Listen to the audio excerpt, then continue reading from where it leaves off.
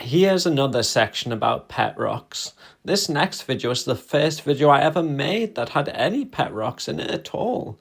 This was made in 2022, so no AI was used in any of these next pet rock videos. I added a golden hour filter to make it nostalgic. Warning, this video is not appropriate for kids.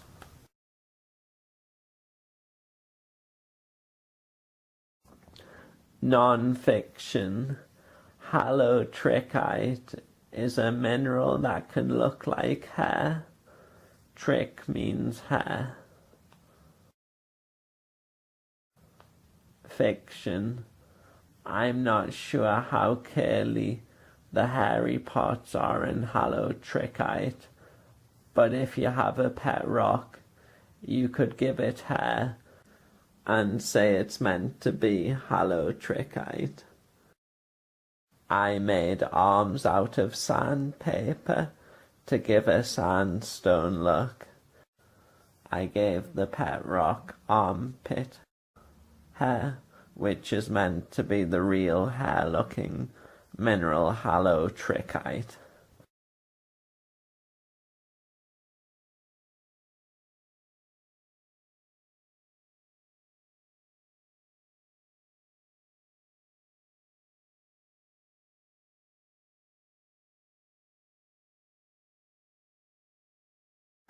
Thanks. I got a pet boulder. How did they fit through the doors?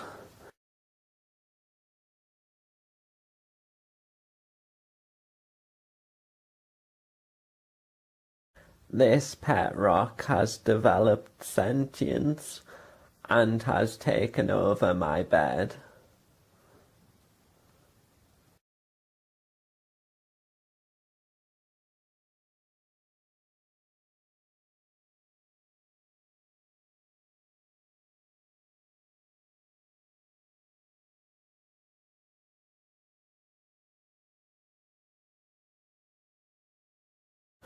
Non-fiction.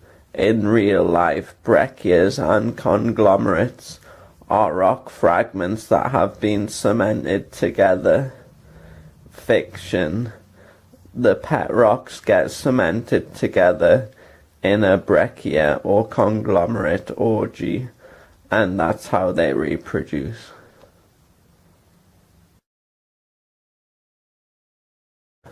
In real life, some furry mammals, like marsupials and echidnas, can be born pink and hairless. My pet rock had a baby, and like those animals, the baby was pink and didn't have the halotrichite hair. For the baby, I coloured a piece of quartz pink, like real rose quartz. The pet rock carried its baby around on its back.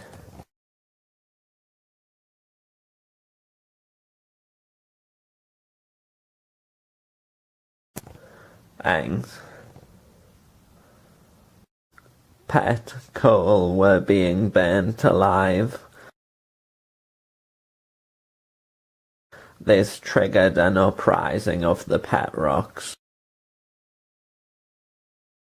The pet rocks decided to infiltrate society. They entered the workforce.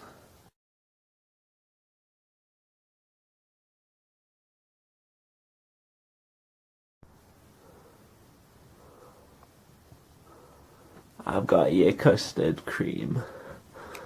There you go.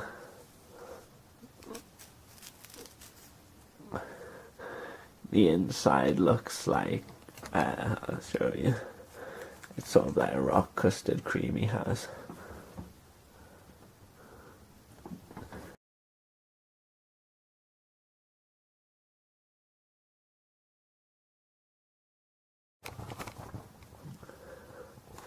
He just likes to get the creamy bit in the custard cream, so he just likes to eat it. So he just likes it there.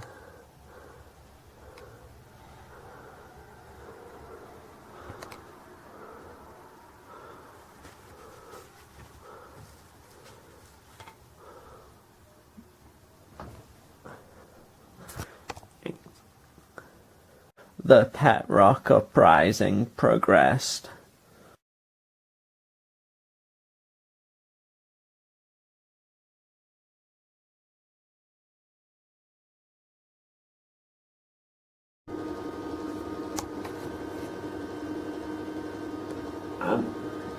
I'm just filling up the bath. I think I can hear someone.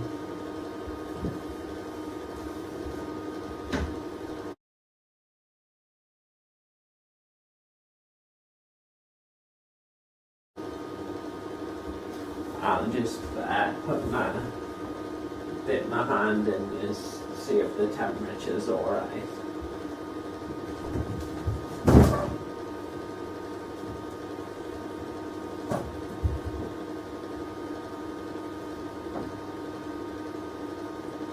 Someone's pulled me in. Help, help. The pet rock remembered the times it had been helped.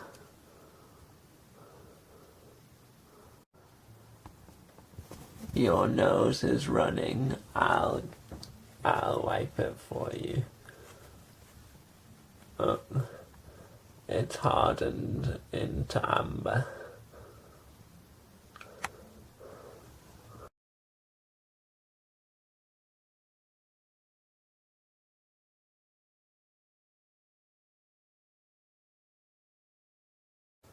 I got your trousers out the wardrobe.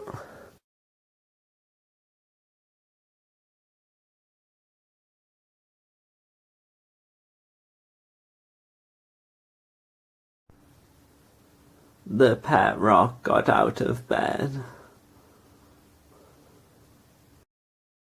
The pet rock came and saved me.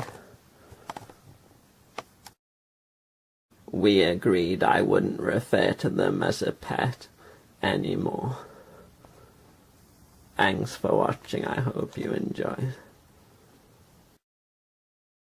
Part 2.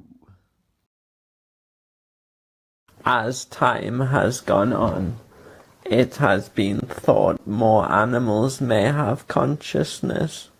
This has been thought in animals less related to humans. As time has gone on, human-like qualities have been found in more animals that are less related to humans. Will these trends continue and apply to things even more far removed from humans? Can even rocks have consciousness, and can rocks have human-like traits? Pet rocks 2. Talc is a real soft mineral. Instead of cuddly toys, rock humans take talc minerals to bed. Because of its softness, sometimes the rock humans even carve the talc minerals into the shape of teddy bears. Real shale can be flat, like Doritos. I photoshopped this shale picture. Rock people eat fictional yellow and triangular shaped shale known as Dorito shale. Does this yellow triangular shale form naturally, or is yellow food coloring added to the shale?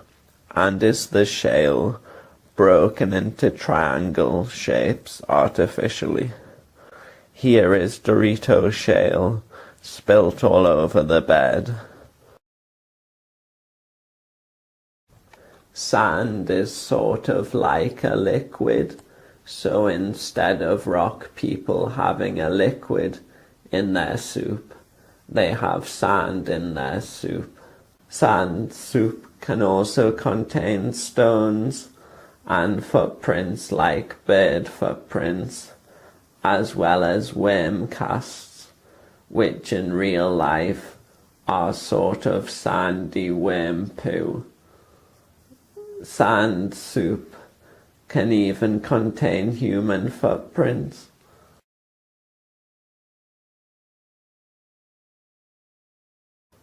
In real life, beaches can contain coal dust.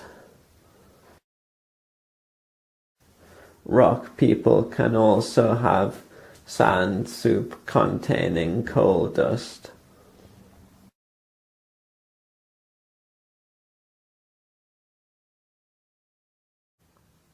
During the humans versus rocks conflict, pet rocks were punished by being turned into structures like stone walls and stone bridges.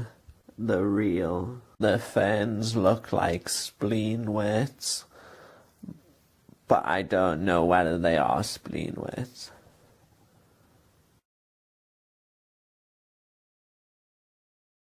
The ferns look like the pet rock's hair.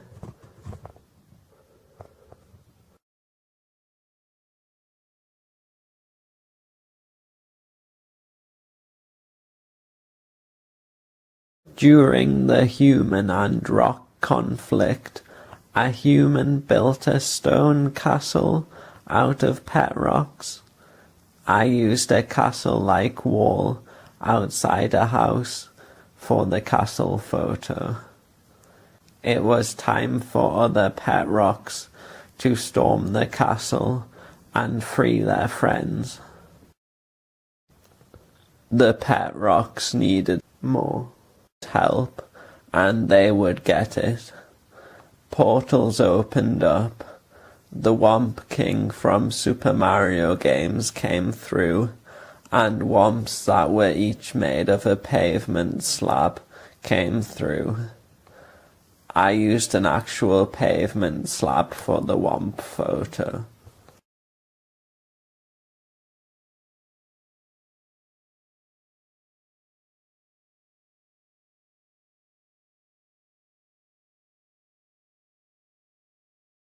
The pet rocks took over the castle. They had won the battle. One thing remained, though. If pet rocks have consciousness, how do we know ordinary rocks don't have consciousness? Pet rocks eat ordinary rocks. Do ordinary rocks feel pain? Ordinary rocks can't talk or move themselves. If ordinary rocks have consciousness, who speaks on their behalf? Who conducts their uprising, and who fights for them against the pet rocks? Real animals can't defend themselves either, though, whereas some humans and some pet rocks can defend themselves. The human against pet rock conflict had ended. Pet rocks have consciousness, but in the coming years, research was being done into whether ordinary rocks have consciousness. Ordinary rocks can't move, so robotic bodies were built for the ordinary rocks or minerals, and the rocks or minerals could control these bodies.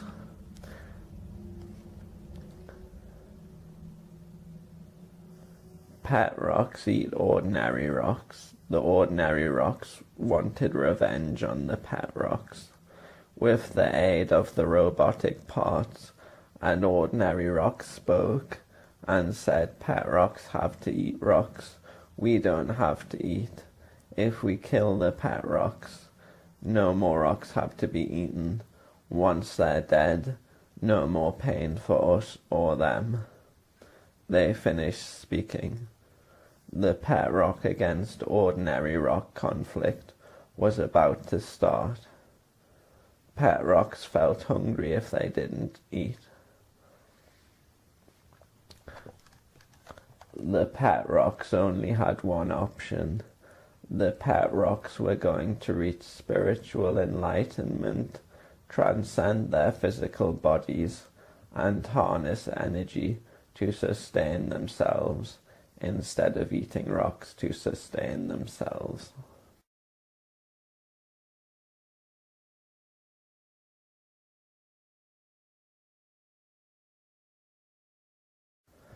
Before they did, it was time for my pet rocks to say goodbye to me.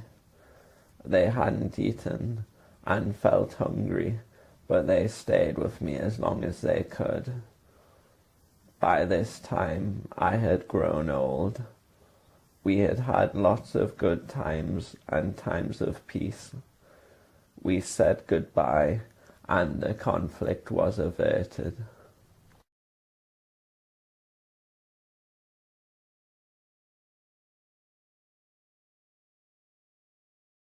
The eyelids are made with sandpaper. Thanks for watching. I hope you enjoyed. Part 3. In real life, ooids can be round sand grains. Round things can be cute, so I drew cute faces on ooids. I looked at emojis for some of the faces. In real life, the word ooid comes from the word for egg.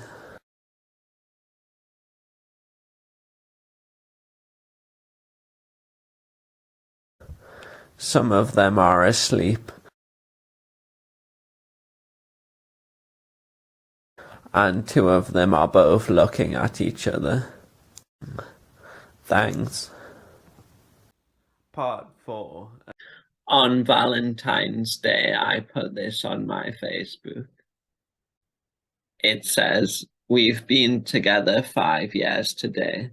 I can't believe I'm spending Valentine's Day with the love of my life, my pet rock." Just joking.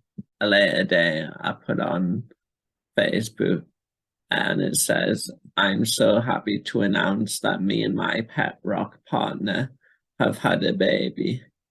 Thanks. So this lecture's on how boring was the boring billion. So I think it's just for pet rocks, so we'll wait for more pet rocks to filter in so I can give the lecture. Oh, here's another pet rock. And here's this another pet rock's just joined the lecture. So I think we'll start now because I think we've got enough people. So hi, so you can see me in the corner giving the lecture up here. So hello, pet rocks watching. I can see you at the side. This will be recorded, so I hope you don't mind appearing in the lecture. Thanks. So, introduction. The boring billion took place between about 2 billion years ago and about 1 billion years ago. So isotope values were stable, and it is thought there was little change during the boring billion. So was it boring? So there were no complex animals on land. However, there would have been rocks and therefore rock people. The rock people would have had a giant party. There is evidence for this, such as there was a supercontinent known as Nuna or Columbia. This meant rock people didn't have to travel to other continents and could have one supercontinent-wide party. There's also other evidence, for example, nitrous oxide levels could have been 10 times higher than in current times, which suggests there was parching and the rock people were getting high and releasing nitrous oxide into the atmosphere. So, like, atmospheric nitrous oxide levels could have been like 10 times higher. So, yes, it's just a short lecture today. I hope you all enjoyed pet rocks. Yeah, if you've got any questions, you can just ask them. I mean, it's interesting because people tend to be like interested in things that like affect them or about them and stuff like that. And you're all of you watching here are like rocks, and the boring billion was like like you know about it from like like the rock record or whatever. So yeah, it was like a time in like Earth's geological history and stuff. So it only seems natural that rocks would want to learn about rocks. So very interesting. Okay, thanks for watching. I hope you enjoyed. I'm gonna feed Pebbles. So they're a baby, so they'll have like soft food, but they're also like sort of like a rock or whatever, a mineral or whatever. So I'm giving them chalk for their soft food, with that being sort of like a rock. So I'm just gonna feed them it with a little spoon, their chalk. Now I might try some other coloured chalk, so it gets a nice pink one. Some nice like lichen green sort of colour. I like any green. So just feed Pebbles that.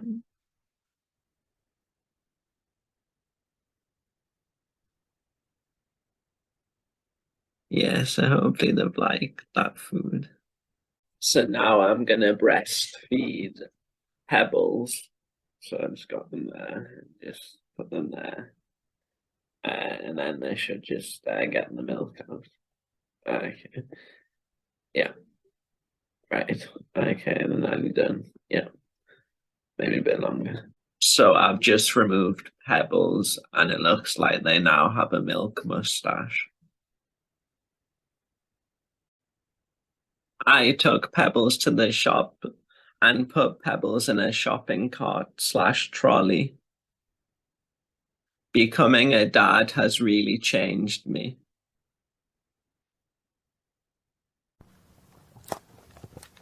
Pebbles had now grown up. The calcium carbonate in their chalk food had turned Pebbles into a calcium carbonate containing marble tile. Because they're a tile, they're now called Tyler.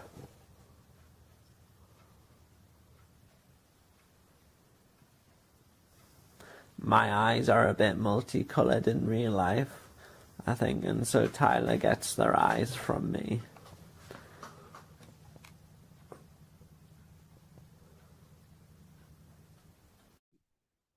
They grow up so fast.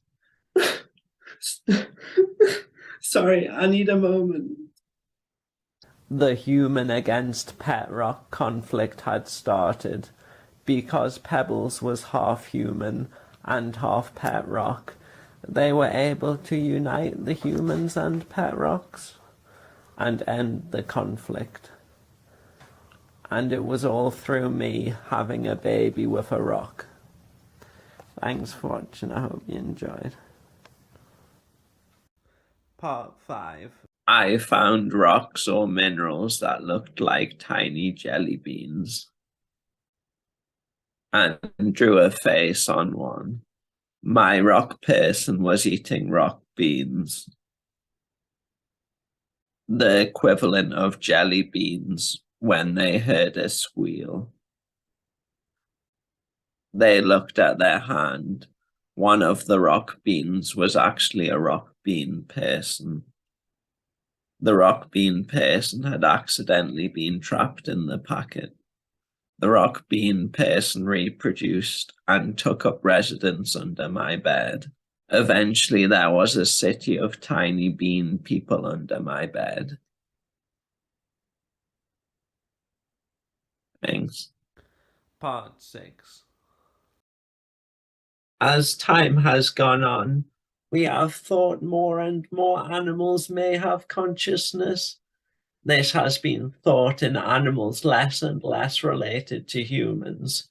As time has gone on, human-like qualities have been found in animals that are less and less related to humans. Will these trends continue and apply to things even more far removed from humans? Are even rocks conscious, and do they have human-like traits?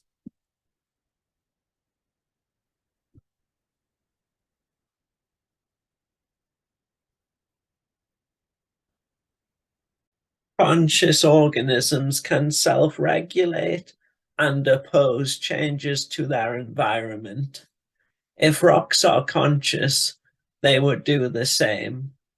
If a river weathers a rock, the rock will self-regulate by becoming more spherical. Spheres have the lowest surface area to volume ratio, which means the rock will have less surface area to be weathered and the rock will be weathered less, therefore opposing the change of a weathering environment like a river. The rock therefore self-regulates and reduces weathering. You may think consciousness is correlated with brain size. In primates, brain size is correlated with the size of social groups, and therefore you could say that consciousness is correlated with social group size. So are rocks social? Rounded rocks can be cemented together into what's called a conglomerate. These are real, so why do rocks do this behavior? When rocks get weathered due to rivers, they become smaller in order to self-sustain themselves and not get weathered further. The rocks cement themselves together. This is like a huddle of penguins where rocks cemented together become less exposed to the environment around them and therefore get weathered less. The rocks therefore self-sustain themselves. Rocks can also come together into glacial till in response to glaciers. Glaciers weather rocks, and so rocks think there's been a period of glaciers or weathering. The rocks think these things happen in cycles, so best to group together into a glacial till. So when glaciers come back, the rocks are less exposed and get weathered less by the glaciers. So one interesting thing is that how big are human social groups meant to be before we built like cities and stuff like that? How big are we evolved to have social groups? But if you look at this like conglomerate, and there's a lot of rocks in it. Can rocks come together and form a social group with more members than humans are naturally meant to have in a social group? And does that mean that rocks are actually more conscious or more intelligent than humans? Because remember, social group size correlates with brain size in primates. So you might think, oh no, rocks can't be smarter than humans. Look at us, we've been to space and everything. But actually, meteorites, rocks have traveled to other planets, and they've done that before humans went to space. So really, maybe, rocks are more intelligent, are more conscious than humans. To give evidence that rocks have consciousness, I'm going to do Pavlov's dogs and classical conditioning with rocks. I'm putting water in a tub to simulate a river, and I'm putting pieces of drawing chalk in the tub to be rocks. If you dance while you put rocks in a river or tub, rocks learn to associate the stimulus of dancing with the stimulus of rivers. Rocks become rounder in rivers. Now I'm removing the rocks from the river tub. I'm putting them in a container and I'm going to dance with them. The rocks have learned to associate me dancing with rivers. Now that I have removed the water, when I dance, the rocks should still become rounder because they associate me dancing with rivers.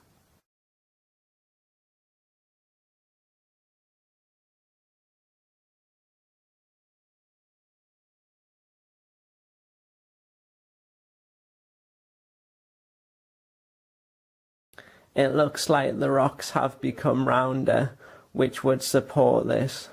Someone who disagrees with me may say rivers make rocks bang into each other, which makes them rounder, and me dancing with the container also made the rocks in the container bang into each other, making them rounder. Thanks. Part 7. Non-fiction. In ecology, biological organisms that are K-selected tend to live longer, reproduce slower, and live in more stable environments. Biological organisms that are R-selected tend to have shorter lifespans, produce more offspring, and live in unstable environments. If we were to use the criteria for rocks, are rocks on Earth and rocks on the Moon R or K selected? There is no atmosphere on the Moon, and the surface of the Moon is weathered less. Therefore, the rocks have longer lifespans than on Earth. This suggests K selection for rocks on the Moon and R selection for rocks on the Earth. There is no tectonics on the Moon, and so the surface of the Moon isn't replaced by new rock as quickly, and the amount of craters shows this. This means rocks on the Moon reproduce slower, which is like in K selection, and on Earth rocks reproduce quicker, which is like R selection. Because the Moon's surface stays the same due to a lack of weathering and a lack of tectonics, there is a more stable environment in a way on the Moon, and so this is also like K selection. The rocks on Earth live in a more unstable environment in a way, and so are more R selected. So the rocks on the Moon are more K selected, and the rocks on Earth are more R selected. K selected organisms put more effort into raising offspring in real life. On the Moon, rocks that break off larger rocks and are therefore offspring shouldn't be transported away from their parents by wind or rivers, and so rocks on the Moon should stay with their parents for longer, which indicates K selection. With age comes wisdom, and with parental care comes passing down knowledge to the next generation. What could the rocks of the Moon achieve? In the future, robotic bodies will be built for ordinary Earth rocks and minerals to make them more mobile. Humans harmed rocks and minerals from cutting gems, mining, and extracting rocks. Earth's environment also weathered rocks a lot. Because of these factors, Earth rocks now wanted to colonize the Moon, as it was nearby and lacked humans and didn't have as much weathering. How would the highly advanced ordinary rocks native to the Moon react? The number of Earth rocks merely walking on the Moon would weather the Moon. Surely the Earth rocks would be no match for the rocks of the Moon if war broke out. The Moon's native rocks didn't have robotic bodies, but some had accumulated a vast knowledge of reality itself, and this small hidden minority had powers over reality, like telekinesis. This meant they could move objects with their mind. The ordinary rock civil war broke out, the Earth's rocks versus the Moon's rocks. Previously, the pet rocks had reached spiritual enlightenment and abandoned their bodies. This was so they didn't cause ordinary rocks pain by eating them.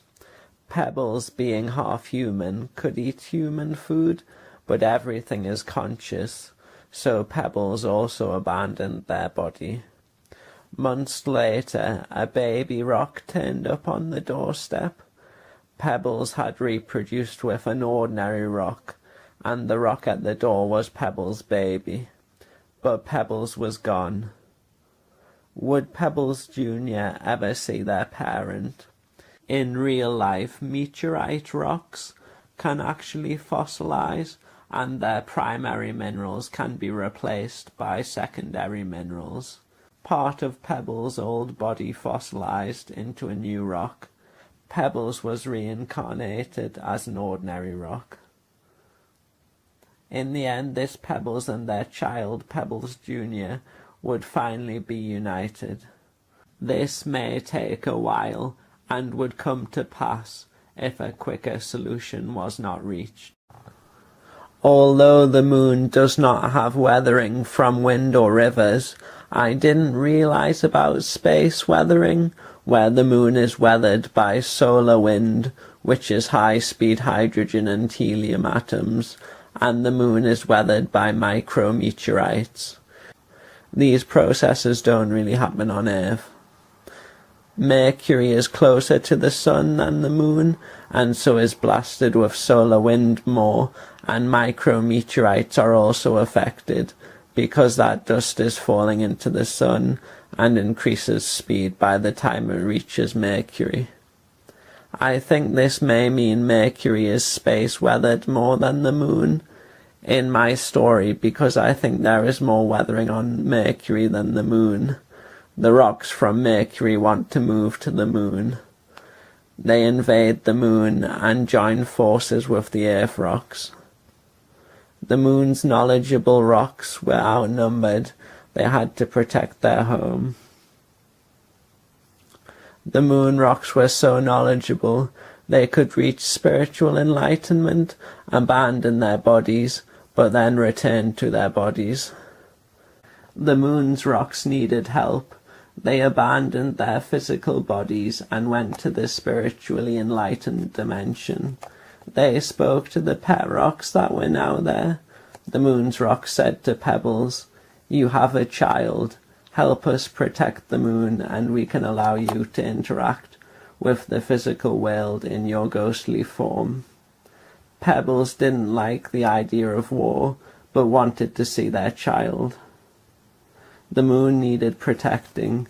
If Pebbles didn't help, Pebbles' reincarnated form would have to wait ages to be united with Pebbles Jr. Pebbles would miss their child growing up. Pebbles agreed to lead the pet rocks into battle.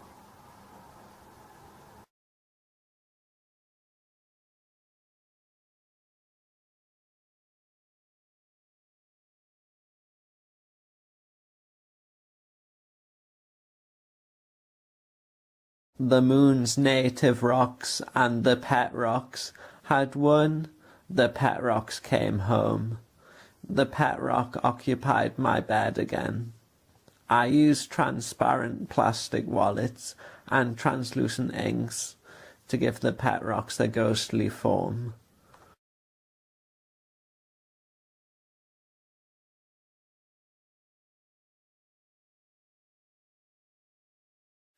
Pebbles could now hold Pebbles Jr.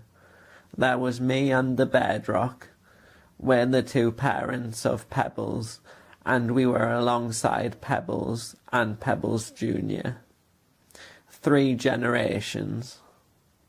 The pet rocks now have an extra 4th parapineal eye, as well as the 3rd pineal eye they got from spiritual enlightenment. This is like a real prehistoric 4-eyed monitor lizard. I've tried to incorporate some science into this video, so hopefully the video has been plausible and grounded in reality. Thanks for watching, I hope you enjoyed. Part 8. This is my pebble I called Pebbles Jr. I drew Pebbles Jr. I cut out the pebble drawing and stuck it on sandpaper to give a sandy beach look. I did the white fluffy foamy bits on waves using white fluffy pipe cleaners. Thanks. Part 9.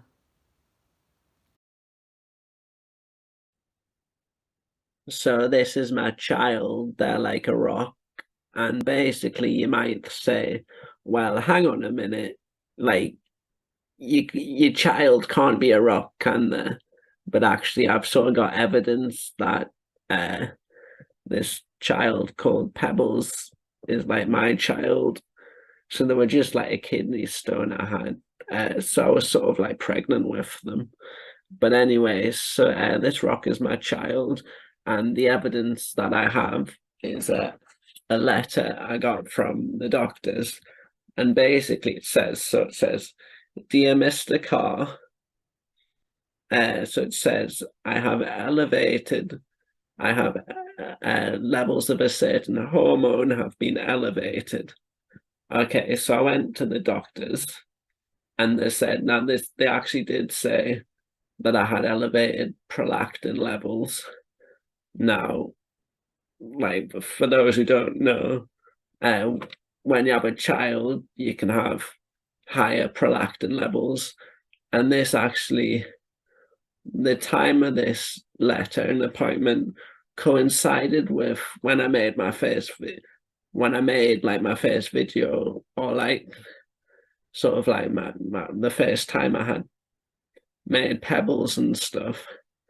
So like yeah, so I think that's like evidence that, well, actually, your child can be a rock, and you like yeah. So those who say, oh, your child can't be a rock, like just like, well, how do you explain this? Because like my prolactin levels genuinely were high. So, and when you have a baby, you can have high prolactin levels, and the timing perfectly coincides. Okay, thanks.